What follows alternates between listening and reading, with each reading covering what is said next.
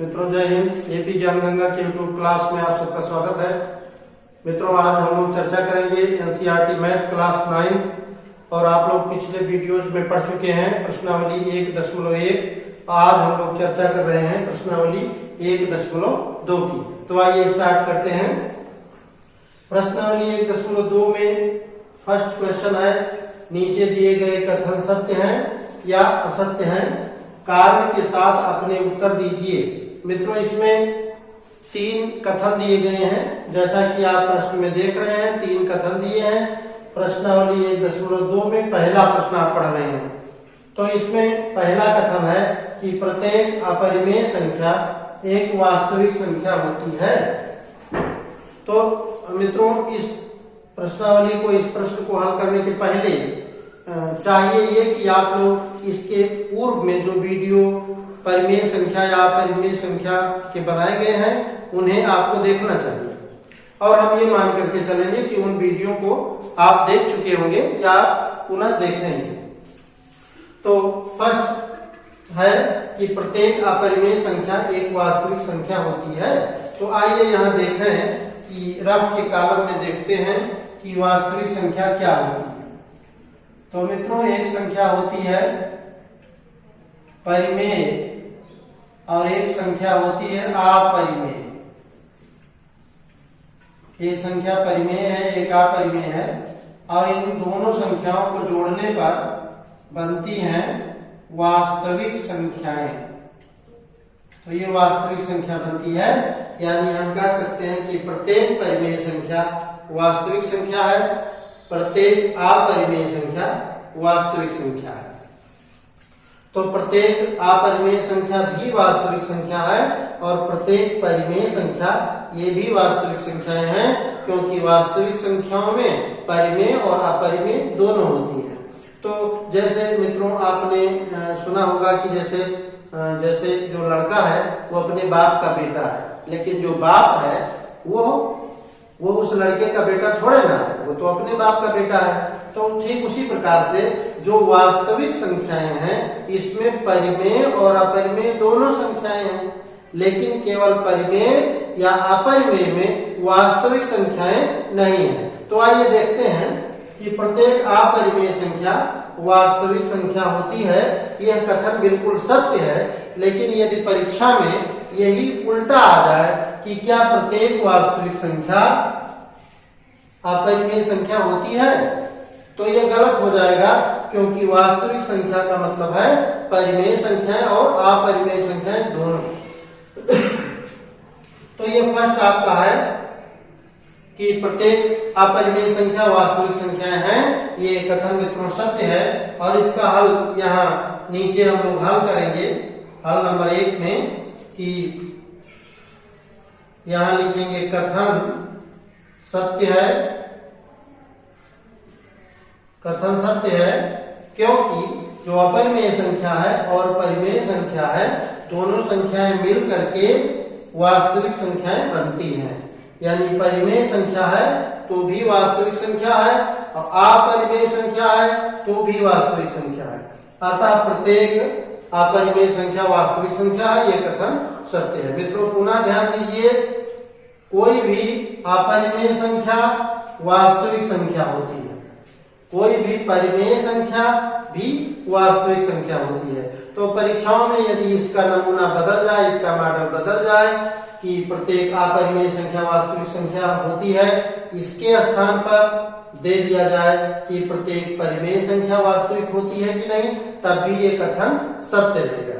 तो यहाँ ये आपका आंसर बना कि ये कथन सत्य है, क्योंकि अपरिमेय और परिमेय संख्याएं मिल करके वास्तविक संख्याएं बनती हैं। अतः प्रत्येक अपरिमेय संख्या ये वास्तविक संख्या होती है, यह कथन सत्य है। आइए अब हम दूसरे ऑप्शन पर चलते हैं। संख्या रेखा का प्रत्येक बिंदु रूट m के रूप का होता है, जहां रूट m एक प्राकृत संख्या है।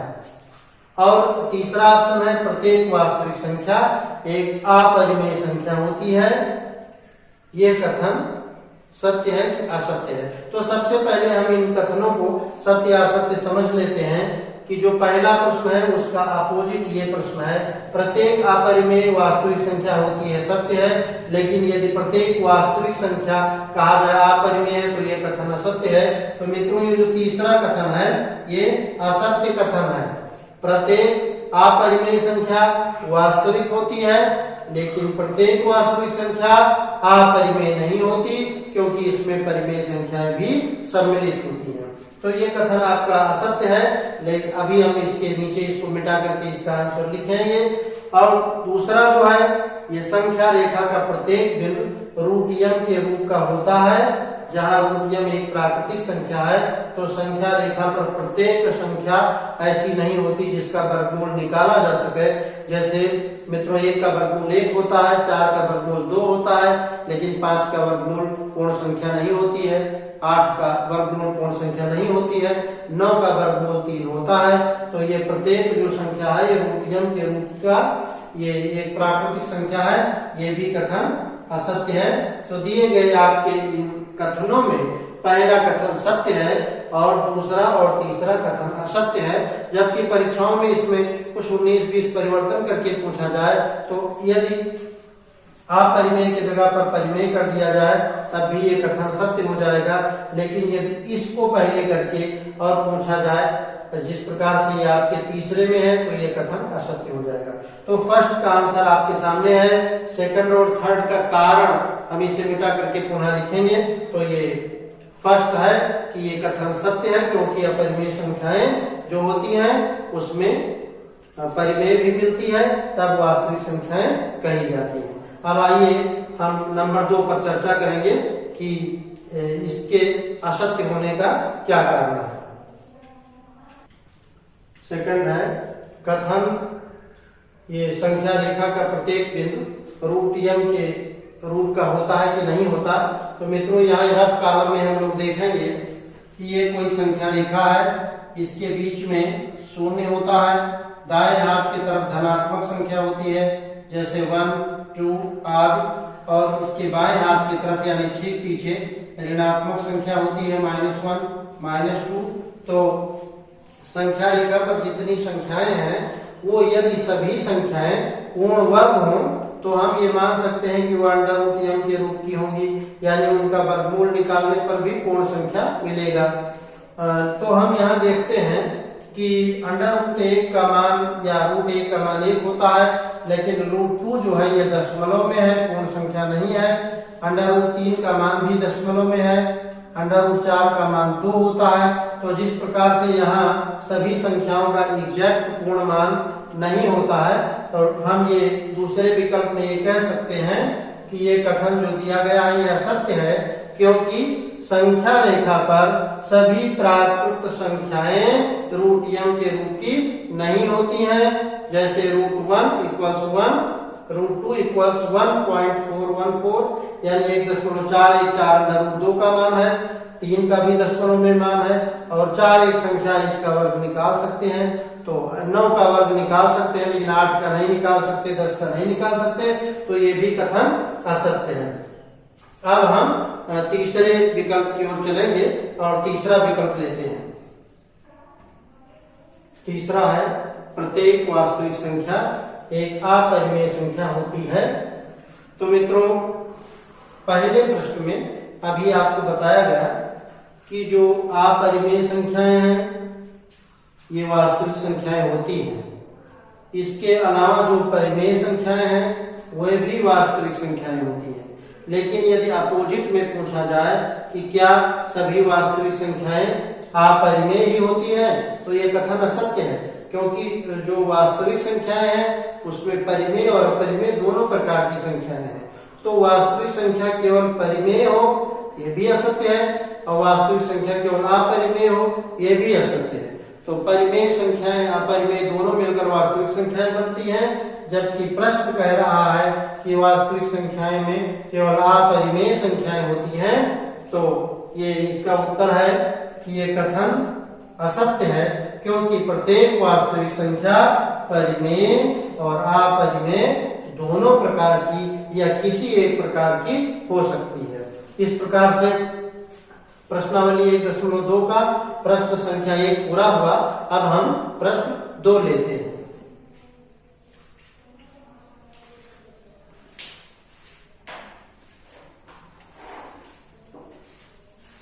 ठीक है, तो है दिखाइए कि संख्या रेखा पर √5 को किस प्रकार निरूपित किया जा सकता है। तो मित्रों इसका हल करते हैं। प्रश्नावली 1.2 का दूसरा प्रश्न हम लोग करेंगे। तो इस दूसरे प्रश्न में कहता है कि एक संख्या है, यह है √5 और इस संख्या को क्या करना है कि संख्या रेखा पर दर्शाना है। इस संख्या को संख्या रेखा पर दर्शाना है कि कैसे करेंगे। तो आइए इसका 2 पार्ट कर लेते हैं, जिसे हम कुछ यहाँ लिखेंगे, कुछ इसके बाद लिखेंगे।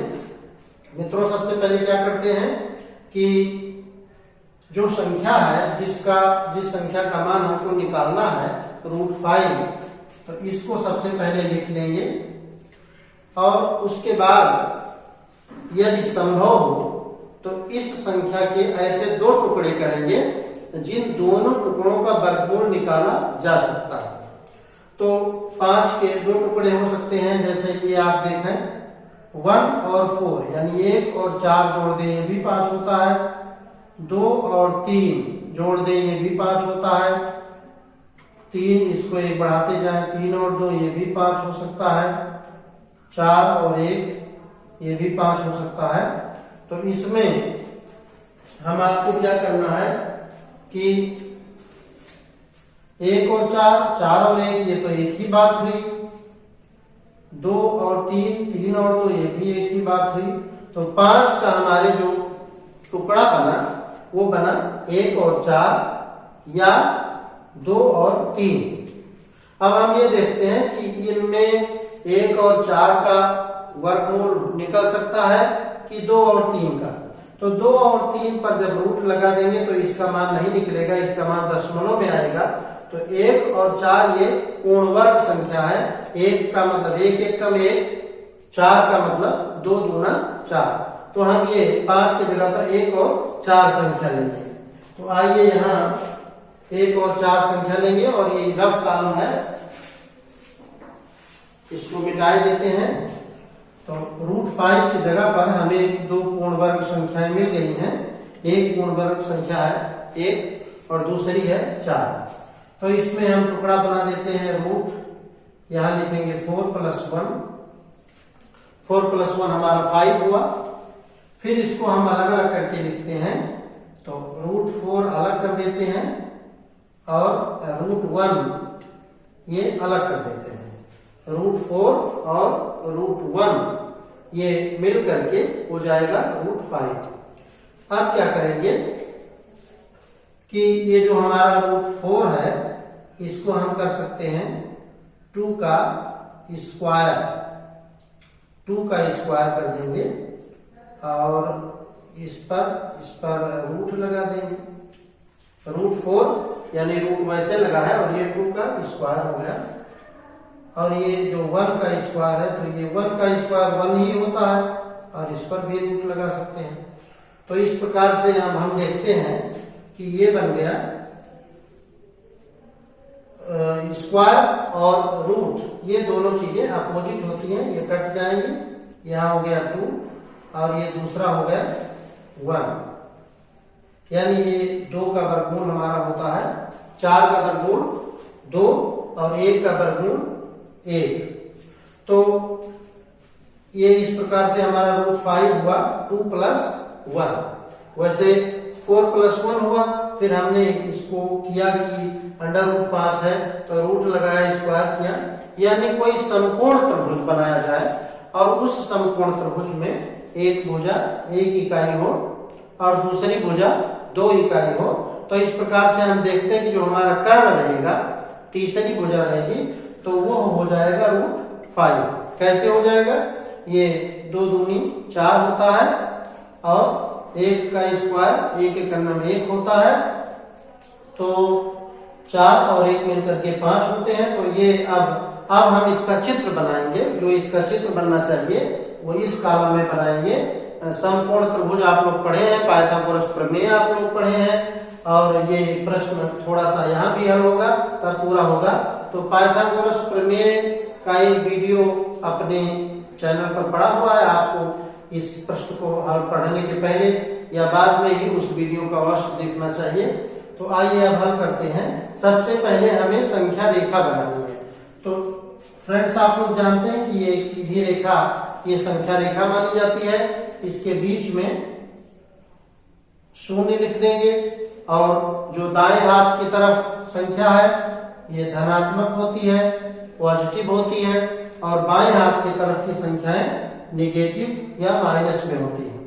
अब इसमें कुछ दूरी पर हम निशान लगा देते हैं। वो निशान कैसा रहेगा? यूनिट रहेगा, इकाई में रहेगा। तो 1-1 सेंटीमीटर के निशान हमें इस पर बनाने चाहिए। और हमारे पास एक स्केल है, लेकिन मित्रों इस स्केल पर सेंटीमीटर की दूरी बहुत छोटी सी है। मोबाइल में जब आप इस वीडियो को देखोगे तो बहुत छोटा सा चित्र आएगा, इसलिए हम जितना लेना है पैमाना मानते हुए चित्र को कुछ बड़ा लेंगे। तो मान लीजिए कि ये हमने कुछ बड़ा लेने का प्रयास किया है। ये 1 इकाई है, ये दूसरा है, तीसरा है, चौथा। ऐसे 1-1 सेंटीमीटर की दूरी पर, ये सेंटीमीटर से बड़ा है लेकिन एक निश्चित है, जितना पहले वाला है उतना दूसरा है। तो ये 1-1 सेंटीमीटर पर हमने निशान बना दिए हैं और संख्या लिख देना है +1 +2 +3 +4। और भी लिख सकते हैं, लेकिन हमें आवश्यकता है केवल 2 और 1 की।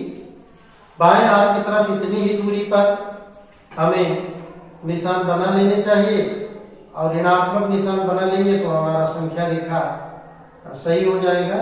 तो दूसरे तरफ इस प्रकार से ऋणात्मक चिन्ह लिख देंगे -1 -2 -3 -4। इस प्रकार से ये संख्या रेखा तैयार हो गई। अब हमें क्या करना है कि संख्या रेखा पर हमें समकोण त्रिभुज बनाना है, और समकोण त्रिभुज में एक भुजा होना चाहिए 2 और एक दूसरी भुजा होनी चाहिए 1। तो अब मित्रों क्या करते हैं कि यहाँ पर ये जो केंद्र है इसके आगे एक संग रेखा होनी चाहिए, 2 एक रेखा होनी चाहिए 1। तो यहाँ 2 मात्रा, यानी यहाँ पर इस बिंदु पर 90 अंश का कोण बनाती हुई 1 सेंटीमीटर की रेखा खींचेंगे। तो मान लो ये एक लंब रेखा है, ये एक लंब रेखा है, और इस पर 90 अंश का कोण बनाते हुए हमने एक कट लगा दिया, चाप से एक कट लगा दिया। तो अब हमें क्या करना है, ये कोण है 90 अंश का, और हमें जो 0 है वहां से इस बिंदु को मिला देना है। ये 1 है और ये 2 है, तो इसको तिरछे को ऐसे मिला देंगे। तो ये हमारा हो गया कर्ण। और यदि लंब 2 है, आधार 1 है, या आधार 2 है, लंब 1 है, तो हमारा कर्ण हो जाएगा √5। तो ये जो रेखा है ये हमारी है √5 के बराबर। लेकिन मित्रों ये जो संख्या रेखा हमने बनाई है, इस संख्या रेखा पर ये अभी नहीं है, ये ऊपर है, और हमें इस संख्या रेखा पर ही दिखाना है कि यह बिंदु कहाँ पर है। तो हमें इसके लिए पटरी और प्रकार का प्रयोग करना चाहिए, लेकिन प्रकार ये बोर्ड के हिसाब से वो बहुत छोटा रहता है, कापियों में बनाने के लिए अच्छा रहता है। तो हम एक आर्टिफिशियल प्रकार के रूप में एक प्रयोग करेंगे। ये हमारे पास एक हैंडकरचीफ है और इसकी सहायता से हमें एक चाप लगाना है। आइए कैसे चाप लगाएंगे। जो 0 है हमारा, यहाँ ऐसे बिंदु रखेंगे, और ये जो मेन बिंदु है लंबवत, इस पर रखने के बाद इतनी दूरी नाप करके और एक चाप मार देंगे। तो ये जो चाप मार देंगे, यानी इस बिंदु से और जहां पर चाप लगा, इस बिंदु की दूरी हमारी √5 हो जाएगी। तो इस प्रकार से संख्या रेखा पर आपने प्रदर्शित किया कि संख्या रेखा पर √5 कितना हो जाएगा। तो संख्या रेखा पर √5 मान लो यहाँ हमारा है थोड़ी देर के लिए O है, और यहाँ हमारा है ये, और यहाँ हमारा है B। तो O ये जो है O से लेकर के ये तक की दूरी √5 है, और इसका मान भी हम आपको जानना चाहिए। 1 से 5 तक की संख्या का मान, तो √5 का मान होता है 2.236। लेकिन इससे नहीं मतलब है मित्रों, मतलब इससे है कि कितनी दूरी पर संख्या रेखा में किस बिंदु का मान √5 होगा। तो ये बिंदु O से लेकर के और बिंदु B तक का मान ये √5 होगा। इस प्रकार से आप प्रश्न नंबर 2 कर चुके हैं। अब हम लोग प्रश्न नंबर 3 लेते हैं। आइए देखें प्रश्न नंबर 3 क्या है। नेक्स्ट क्वेश्चन है, क्या सभी धनात्मक पूर्णांकों के वर्गमूल अपरिमेय होते हैं? यदि नहीं तो एक ऐसी संख्या के वर्गमूल का उदाहरण दीजिए जो एक परिमेय संख्या है। तो फ्रेंड्स, हमारे पास एक एनसीईआरटी 9th क्लास की बुक है। इसमें ये जो हमारे पास किताब है, इसमें ये प्रश्न तीसरा है, लेकिन कुछ किताबें ऐसी हैं जिसमें दूसरा प्रश्न तीसरे नंबर पर है और ये वाला दूसरे नंबर पर है। तो फ्रेंड्स, इससे कोई दिक्कत नहीं है। जब प्रश्न आपके सामने लिखा है और प्रश्न को आप समझ रहे हैं तो नंबर बदलने से कोई परेशानी आपको नहीं होनी चाहिए। लेकिन यदि किसी किताब में 2 नंबर पर होगा तो इसमें 2 नंबर डाल देंगे। आइए देखते हैं, क्या सभी धनात्मक पूर्णांक के वर्गमूल अपरिमेय होते हैं? तो ये देखना है कि जितने भी धनात्मक पूर्णांक हैं उनका वर्गमूल केवल अपरिमेय होता है कि परिमेय भी होता है। तो एक संख्या है तो एक का वर्गमूल होता है √1 और √1 का मान 1 होता है। फिर 2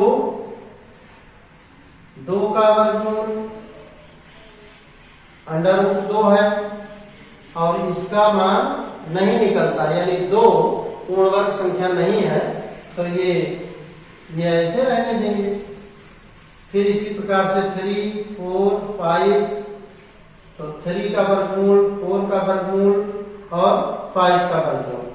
तो 3 का वर्गमूल √3, 4 का वर्गमूल √4, 5 का वर्गमूल √5। अब आइए देखते हैं कि जो √3 है ये √3 रहेगा, लेकिन जो √4 है 4, तो 4 का वर्गमूल होता है 2, 2 दूना 4, तो इसका वर्गमूल हो गया 2। अब 5 जो है ये √5 ही रहेगा, √5 ही रहेगा। अब इसमें देखिए जिस पर रूट जो लगा था ये हल हो गया है, वो संख्या कही जाएगी परिमेय, और मित्रों जिस पर रूट लगा हुआ है वो कही जाएगी अपरिमेय संख्या।